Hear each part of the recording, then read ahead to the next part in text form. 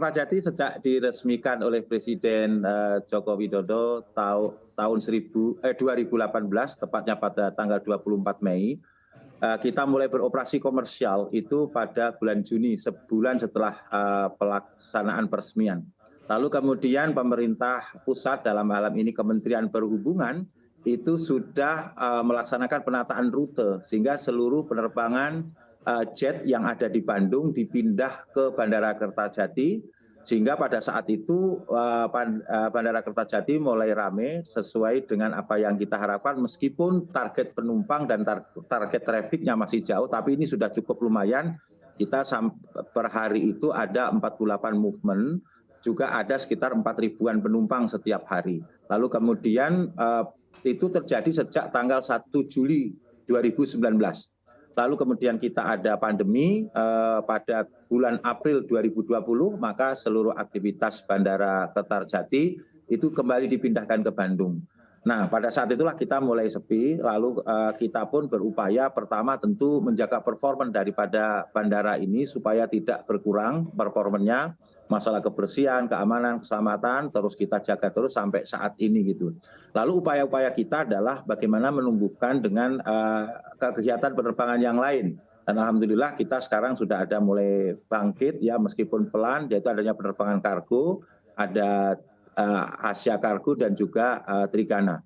Nah, ini memang kita ketika pada masa pandemi ini kita memang agak kesulitan karena memang faktor yang menentukan kita adalah aksesibilitas dari Bandung menuju Kertajati. Karena kita tahu bahwa bisnis bandara itu adalah bisnis turunan dari kebijakan pemerintah, dan yang kedua adalah memang dari bisnis airline. Itu yang jadi persoalan. Sehingga ketika orang datang ke suatu daerah itu bukan karena bandaranya tapi karena daerahnya. Soekarno-Hatta itu meskipun katakanlah bandaranya tidak sebagus itu, tetap orang akan datang ke sana karena orang pengennya ke Jakarta. Demikian pula dengan Bali. Nah, kita seharusnya memang ini juga harus didukung bersama-sama di catchment area kita, khususnya Ciayu Majakuning ya, Cirebon, Indramayu, Majalengka Kuningan, dan ditambah lagi Susupur Tekbres, Subang, Sumedang, Purwakarta, Tegal, dan Brebes. Itu masuk catchment area kita. Nah, ini kalau kita bandingkan memang dengan di luar Jawa sana, di daerah kepulauan memang sangat berbeda. Kalau di sana memang pemerintah daerah sangat berkepentingan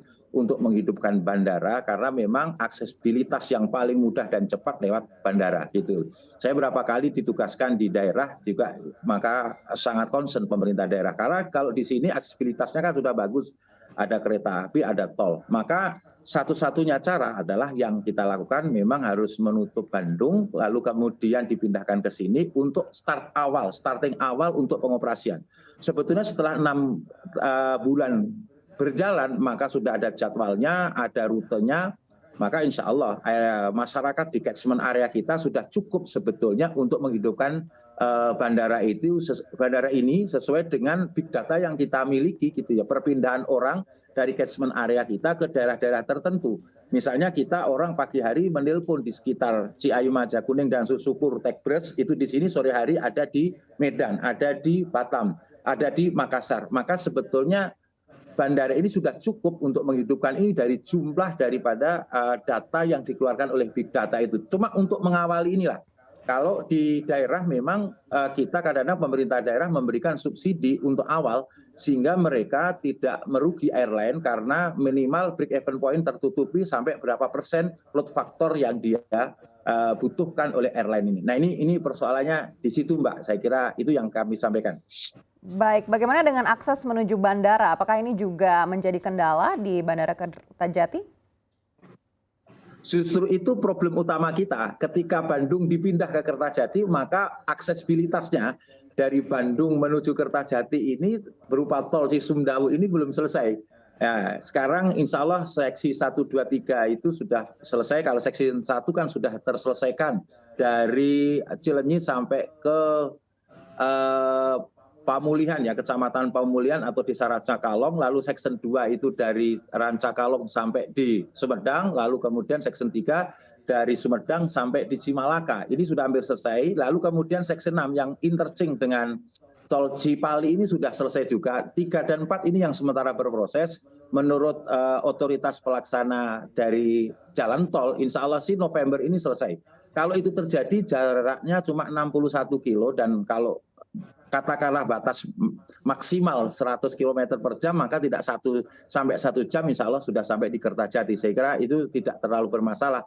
Nah itu juga sudah disampaikan oleh Pak Menteri Perhubungan berapa kali dalam kesempatan. Beliau mengatakan kalau memang tol Cisumdawu selesai, maka penataan rute akan diulang kembali, artinya akan dikembalikan ke Bandara Kertajati.